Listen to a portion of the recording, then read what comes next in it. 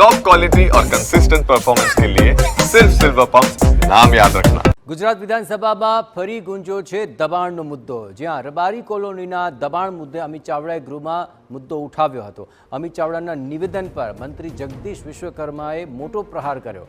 ચંડોળા તળાવ અને દ્વારકામાં કોણે દબાણ કર્યું અને બધી જગ્યાએ કેમ એક જ સમાજના લોકો દબાણ કરી રહ્યા છે તે સવાલ ઉઠાવ્યો. કોંગ્રેસ વોટ બેંક સાચવવા આ મુદ્દે કેમ કશું બોલતી નથી તેવો સવાલ પણ પૂછ્યો.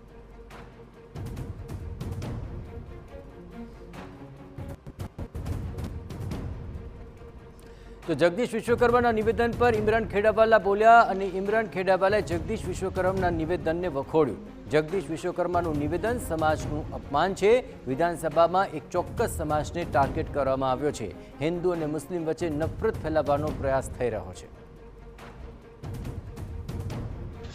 આજે આ સભાના અંદર જે પ્રમાણે એક સમાજને ટાર્ગેટ બનાવ્યું છે તેને હું ઊભો થઈને એ જ સમયમાં જગદીશ વિશ્વકર્માને કીધું કે તમે એક સમાજને ટાર્ગેટ ના બનાવી શકો.